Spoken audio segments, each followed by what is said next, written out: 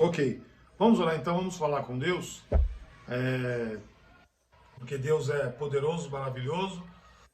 Vamos orar, vamos direcionar a Deus as nossas vidas, pedir para Deus abençoar esta semana, pedir para Deus abençoar tudo o que nós precisamos na nossa vida, que nós dependemos dele. Então vamos orar. Pai, em nome de Jesus, nós estamos na tua presença nesta manhã, pedindo, Senhor, a tua direção, a tua graça, a tua misericórdia.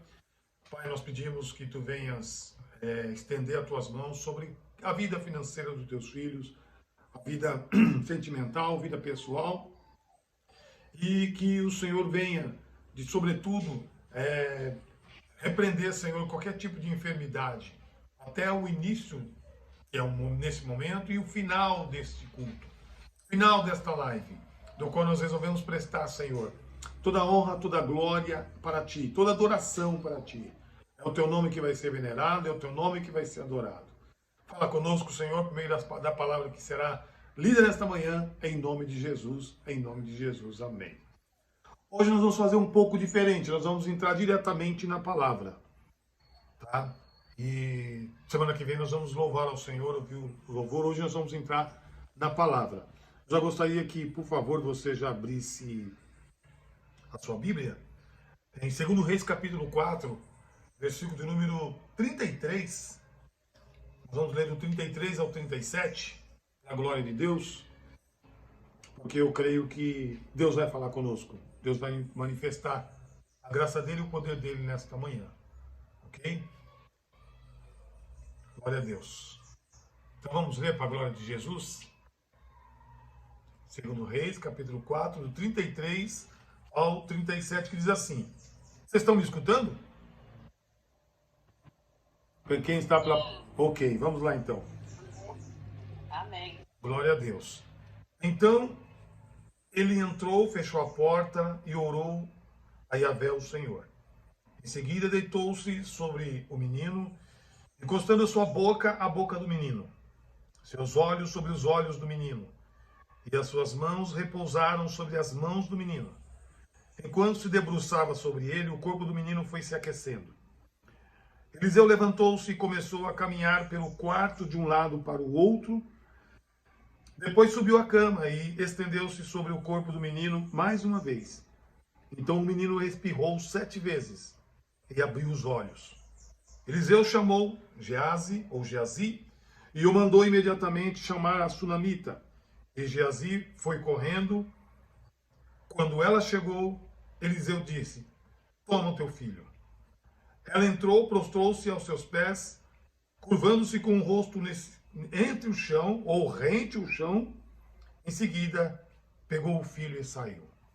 Eu vou fazer mais uma breve oração, que é de praxe, porque eu costumo dizer o seguinte: quando você ora, você está mostrando para Deus que você depende dele. Eu dependo do Senhor para tudo. Então, quando eu oro nas ministrações, porque eu estou passando para o Senhor, eu dependo de ti. Mesmo que alguém que nos anterior, que orou por nós, quando é no púlpito, na igreja, esse procedimento é o mesmo. Ok? Vamos orar então? Querido Deus, eterno Pai, em nome de Jesus, acabamos de ler a tua palavra, ó Pai. Precisamos que o Senhor venha falar conosco, falar em nossas vidas, falar em nossos corações, para que esse segundo dia da semana seja um dia repleto de bênção, repleto de vitória. Sobretudo, Senhor, nós queremos atrair para a vida de cada um desses irmãos que estão aqui saúde, sucesso, riqueza, prosperidade, amor e fraternidade. Pai, abençoa, Senhor, as palavras que serão ditas, que serão palavras que serão ministradas, que serão acrescentadas, ó Pai, dentro da palavra de Deus, dentro da tua palavra, a todos quantos necessitam ouvir, todos quantos precisam.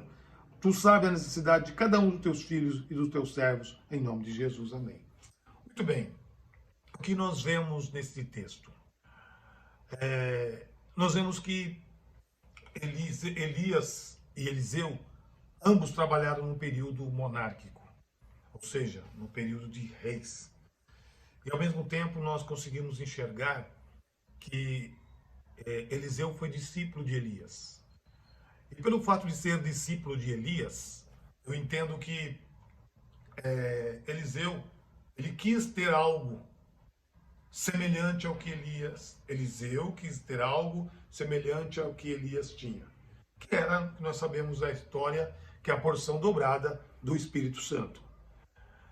E eu costumo falar, como disse ontem melhor, na pregação, no culto de ontem, que muitas das vezes o discipulador envia o discípulo para fazer alguma atividade, quando na verdade Deus usa o discipulador. É o discipulador que tem que fazer, não o discipulado.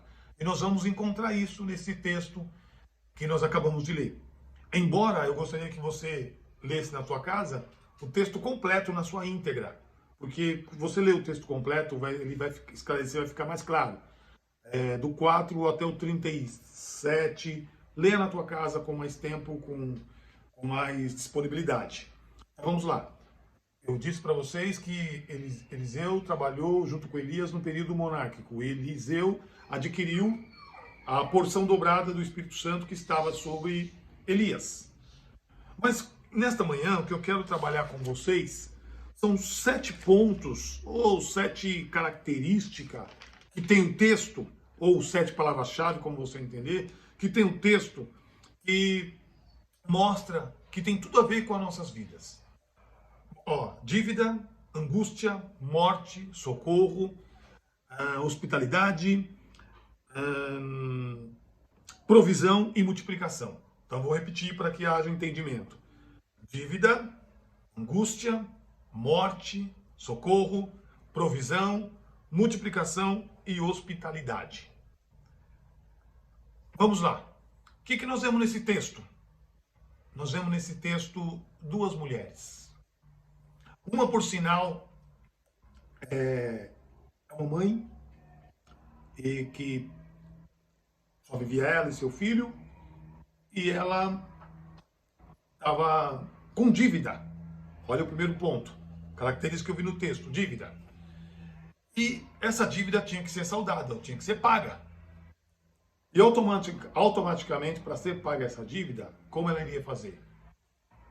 E de acordo com a Bíblia, em Levítico, fala que quando o credor vai cobrar a dívida, e ele indo cobrar a dívida, ele tem direito de levar os filhos, ou os filhos como escravo.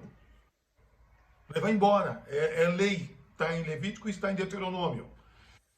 Porém, eu quero chamar a sua atenção para que essa primeira mulher, são 2 mulheres, essa primeira mulher está com dívida. Essa primeira mulher, ela entra no plano de provisão de Deus. Essa primeira mulher, ela entra no plano da multiplicação de Deus. Por que eu estou falando isso para vocês? Porque essa mulher, ela tinha que saldar a dívida, ela tinha que pagar a dívida. E como ela iria fazer?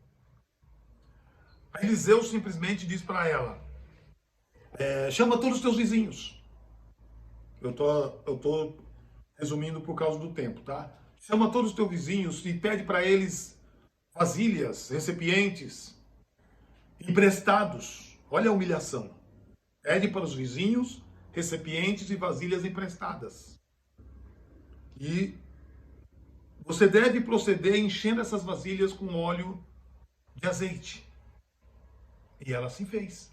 Chamou seu filho e procedeu. Só que chama atenção que Deus não permitiu que ela fizesse em público. Ela fez com a sua porta fechada, dentro da sua casa, que ninguém pudesse ver. Às vezes Deus tem segredo que são tratados, são resolvidos dentro da nossa própria casa. E da casa para fora, Deus vai resolver os problemas que muitas das vezes nós não temos como resolver e está além da capacidade humana. Primeira mulher. O que Deus faz? Deus usa Eliseu como instrumento de Deus, para que Eliseu simplesmente fale para a mulher, pedir para os vizinhos, recipiente, vasilhas, para que fosse enchido, cheio de azeite, e com aquele, não vou dizer patrimônio, com aqueles bens todos, ela podia vender, saldar a sua dívida e ainda usufruir comendo do azeite. Ou seja, se sustentar por meio do azeite. Então o que nós vemos na vida dessa mulher? Dívida vai ser paga, provisão de Deus, angústia tirada, o socorro. E lembrando também que Eliseu foi hospitaleiro com ela. Falamos da primeira mulher, vamos para a segunda mulher. A segunda mulher é uma mulher sunamita. E essa mulher, ela, pelo costume judaico, pelo trato judaico, ela estava sendo envergonhada pelo fato de não ter filhos. E Eliseu e o seu discípulo, Geazi, eram observados por essa mulher e seu esposo. Então chama atenção a maneira e a forma como essa mulher observava. Ela e seu esposo observavam Eliseu, que passava em frente à sua casa, e eles observavam o comportamento, ele observava o comportamento de Eliseu. Tanto de Eliseu como de Geazi. Principalmente Eliseu. E a mulher chegou a dizer para o marido: esse homem é um homem de Deus, é um santo homem de Deus. Provavelmente pela característica, pela postura, pelo perfil, era visto como um homem de Deus. O que chama atenção nessa segunda mulher é a vergonha que ela estava passando. Porque a mulher que não tivesse ou que não tinha filhos, naquela época, era mulher desonrada. Normalmente os homens poderiam escolher as servas para se relacionar. E essa mulher, como o sonho de qualquer mulher, era ter filhos. E ela não tinha. E ela não teve. Mas enfim, eu queria chamar a sua atenção que essa mulher, ela simplesmente fez o quê? Ela simplesmente ouviu de Eliseu que no período ou melhor, vamos ater no texto de uma forma diferente. Essa mulher que tinha observado Eliseu, só um minutinho, Lúcia, dá uma olhadinha lá para lá, por favor, Lúcia. Essa mulher, na cozinha, essa mulher que estava vendo Eliseu, essa mulher era simplesmente, que observava Eliseu, ela notoriamente, Eliseu, tanto que Geazi, observou um comportamento dela que ela trouxe, ela queria Eliseu mais próximo dela, queria o Geazi mais próximo dela. Eu peço perdão por ter antecipado, que tinha algo no outro cômodo e a Lúcia precisava ver com urgência. Bem, o que chamou a atenção? Ela queria ver Eliseu e Geazi mais próximo dela, e ao mesmo tempo, deles melhor, porque é o casal, e ao mesmo tempo, ela se propôs em aumentar o cômodo, fazer um cômodo para que Eliseu e Geazi pudesse estar lá. E ficar mais próximo deles. E ela fez o cômodo, colocou mesa, colocou cadeira, colocou um candeeiro, uma lâmpada, lamparina que seja, para que Geazi e Eliseu pudessem ficar ali mais próximo deles. Quem não quer estar perto de quem se diz que é de Deus, que é homem de Deus? Até eu gostaria de ficar bem próximo de quem se diz homem de Deus. Só que tanto Geazi como Eliseu observaram esse comportamento dessa mulher e do seu esposo, obviamente, e chamou a atenção deles. Em que ponto chamou a atenção? Chamou a atenção de eles querer fazer algo por ela, uma benfeitoria por ela agir. Sabe aquela questão da lei da troca? Bem, eles me ajudaram, eles me abençoaram, eu vou abençoar eles também. Então Geazi e Eliseu colocaram a cabeça para pensar e ver uma forma de ajudar essa mulher. Foi quando Geazi chamou ela para o encontro de Eliseu. E Eliseu disse, um pouquinho antes, Geazi perguntou: o que você precisa? Geazi já tinha percebido, ela não tem filhos. Geazi percebeu, Geazi fez a leitura, ela não tem filhos. E Eliseu, vendo toda essa situação, obviamente Geazi compartilhou com Eliseu que a mulher não tinha filhos. Eliseu disse para ela assim, quando chamou ela: olha, dentro de um ano, Deus vai lhe dar um filho. Ela ironizou ele: tu tá zombando de mim? Meu marido já é idoso, Meu marido já é velho, como que ele vai ter filho?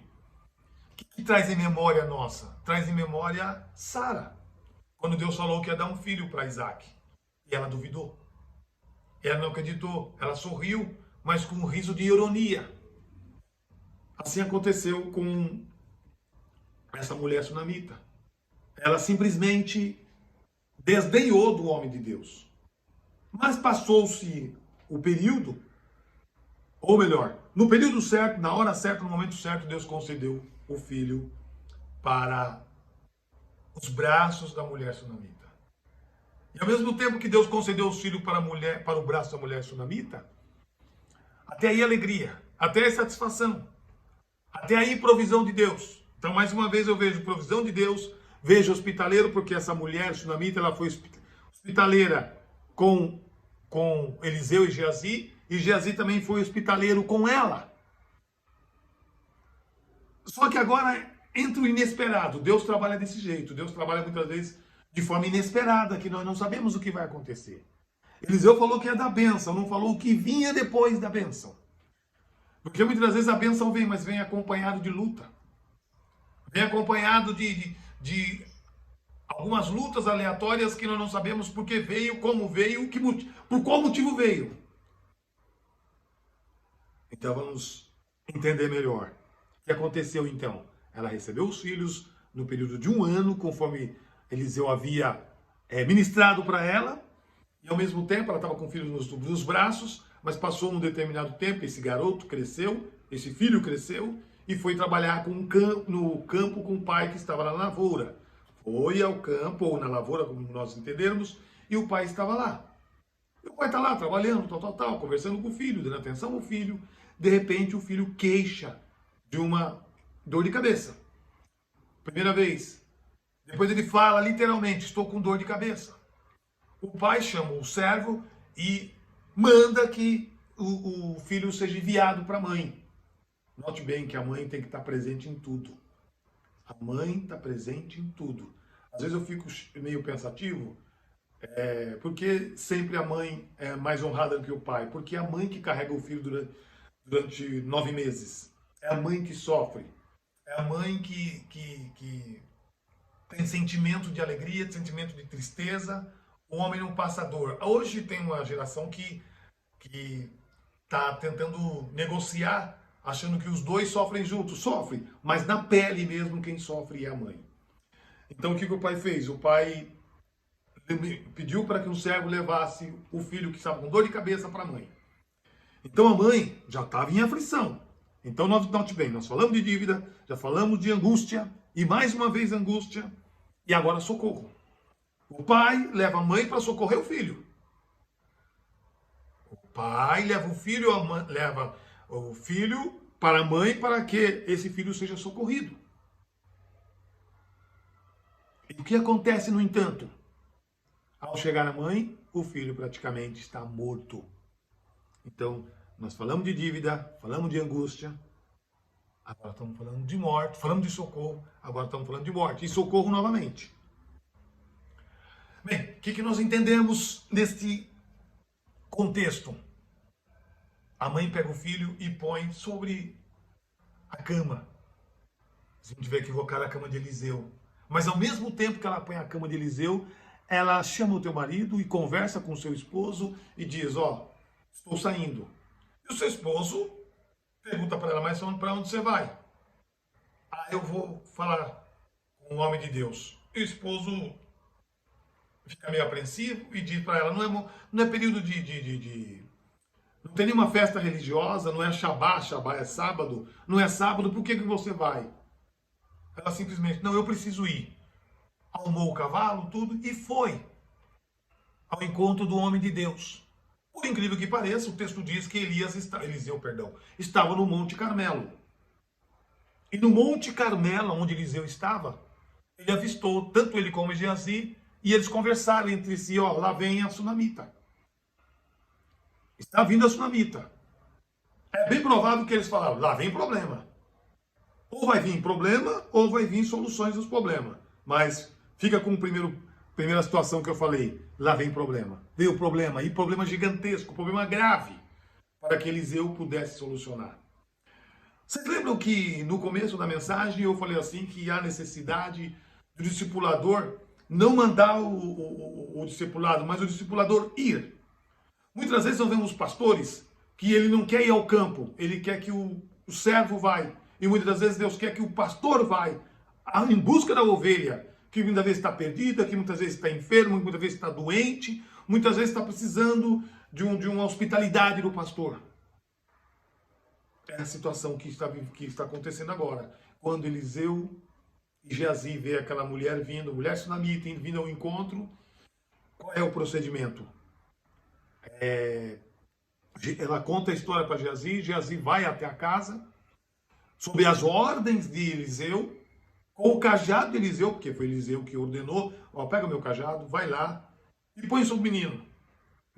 Geazi foi lá, pegou o cajado, foi até lá, colocou sobre o menino, mas obviamente Geazi fez o quê? Geazi deve ter colocado a mão na jugular, Geazi deve ter colocado a mão na pulsação para ver se tem a pulsação, e nem sinais vitais da pulsação e nem sinais vitais na jugular. O que mostra que o menino estava morto. Não tinha todos os equipamentos igual tem hoje para fazer batimento cardíaco, ou aquelas aparelhagens que nós vemos nos hospitais, que tem até no campo de futebol, para ressuscitar o cidadão. Naquela época não se tinha tecnologia, não tinha porte, não chegou a esse porte. Porém, Geazi retornou, Geazi foi até lá, fez o que Eliseu ordenou e retornou e disse para Eliseu: não deu certo. O garoto está morto. O garoto não respira. Preciso de socorro. Preciso da tua ajuda, Eliseu. Eliseu automaticamente se propõe ou se disponibiliza a ir. E Eliseu vai até a casa, pega o seu cajado, ou melhor, entra no cômodo, pega o cajado. Perdão, não pegou o cajado. Ele deitou sobre o menino com as mãos, deitou sobre o menino com a boca, enfim, com o corpo todo sobre o menino. E o menino espirrou 7 vezes. 7 vezes. E Eliseu saiu de cima do menino, já tinha saído de cima do menino, deu volta nos cômodos da casa, andou em círculo dentro da casa, talvez conversando com Deus, conectado com Deus, o porquê, o motivo que o Senhor falou e isso aconteceu. Isso acontece conosco. Dependendo das situações que nós passamos, nós ficamos andando em círculo. Por que isso está acontecendo com a minha vida? Por que isso está acontecendo com meu filho? Por que isso está acontecendo com meu esposo? Por que isso está acontecendo com meu ente querido? Por que isso está acontecendo com a minha vizinha? Muitas interrogações, muitas dúvidas, muitos questionamentos. Mas Eliseu fez a segunda vez. Quando ele saiu de cima do menino, eu creio que isso aí pode ser visto como primeiros socorros também, porque tem esse comportamento, esse procedimento em primeiros socorros, para quem é da área da saúde, da área de enfermagem, tem esse procedimento. Porém, o que chama atenção é a maneira e a forma como Eliseu saiu e disse, olha no versículo 36, Eliseu chamou Geazi, mandou imediatamente chamar a sunamita, e Geazi foi correndo. Quando ela chegou, Eliseu disse, toma teu filho. Ou seja, o filho ressuscitou, o filho já estava bem, o filho já estava consciente, o filho já estava lúcido. Então, a provisão de Deus aconteceu. A morte não teve poder ali, porque Deus usou Eliseu. Então, eu quero dizer para vocês, não importa a situação que você esteja passando, Deus permite que nós muitas das vezes passamos por situações que está muito além da nossa capacidade humana. Deus permite que nós passamos situações como a viúva passou, que não tinha mais azeite, e Deus proveu, e Deus multiplicou. Deus permite que nós passamos por situações financeiras, por situações de saúde, mas Ele vem provar mais adiante que Ele é Deus. Nós temos que reconhecer a provisão de Deus. Só voltando um pouco no contexto, essa mulher, quando viu Eliseu, ela foi e prostrou aos pés do Eliseu. Quando Geazi viu isso, Geazi foi tirar. Não faz isso não. Não deve fazer isso. Geazi reconheceu que ela estava agindo de forma errada. Não, ela estava aflita. E Eliseu deu uma advertência. Chamou a atenção de Geazi. Não faça isso. Ela está angustiada. Ela não está me adorando, ela está angustiada. Então, como eu disse para vocês, nos 7 pontos, ou 7 palavras-chave que tem um texto, angústia ou aflição, ela se encontrava. E quando ela viu o homem de Deus, que o homem que ministrou, que ela receberia a bênção, que ela receberia a vitória, e se cumpre e ao mesmo tempo descumpre, ela fica aflita. Ou nenhum de nós não passou por isso? Que algum homem de Deus que intitula homem de Deus, fala, vai acontecer isso na tua vida. E depois você recebe a bênção, recebe a vitória, e depois vem aquele balde de água fria. Foi o que aconteceu com a mulher, aleluia. A mulher recebeu o balde de água fria quando o filho morre. Mas graças a Deus que Eliseu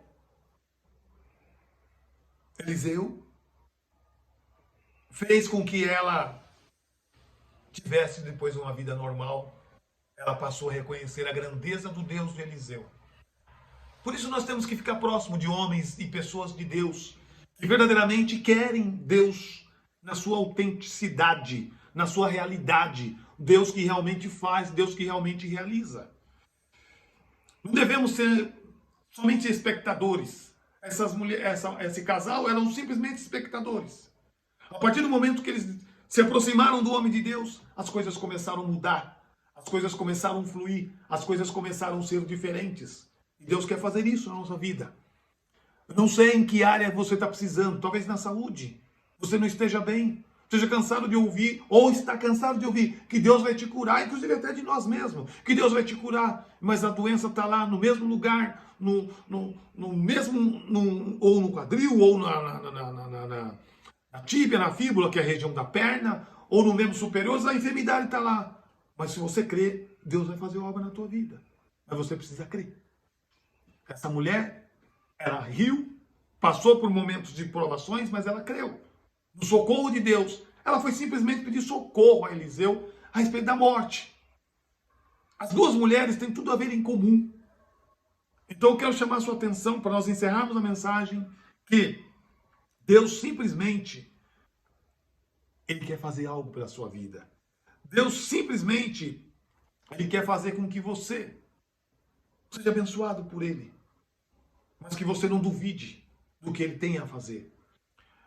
Muitas coisas acontecem na vida, nas nossas vidas, com permissão de Deus. Olha a permissão de Deus. Deus deu o filho. Olha a permissão de Deus. A mulher tinha dívida. Quantos de nós tem dívida? Se eu sair perguntando com um holofote, quem tem dívida no Brasil? Quem não tem dívida? Porém, Deus tem poder para fazer com que nós tenhamos as nossas dívidas pagas. Que nós não tenhamos credores. Diz as Escrituras que até os dias de Jesus, essa ordem dos credores ir pegar os escravos perdurou até os dias de Jesus. Muito bem, o que você precisa que Deus faça na tua vida? Deus quer prover tudo na tua vida. Deus quer fazer com que você, nós, entendemos que Ele é Deus da provisão, que Ele é Deus da multiplicação, que Ele é Deus na hora da angústia, que Ele é Deus na hora da morte, que é um Deus que quer nos socorrer. Então eu gostaria que você, neste momento, ficasse com essa palavra no teu coração. Alguns milagres de Eliseu, o profeta, é a mensagem desta manhã. Alguns milagres, porque foram muitos. Capítulo 2, capítulo 3, capítulo 4, fala sobre esses grandes milagres. Esses foram uns dos milagres, ou dois dos milagres que Deus executou por meio de Eliseu. O mesmo Deus de Eliseu, ele não mudou. A Bíblia diz assim que Deus é onipotente, onisciente, onipresente. Então ele tem todo o poder, ele tem toda a sabedoria, todo o conhecimento.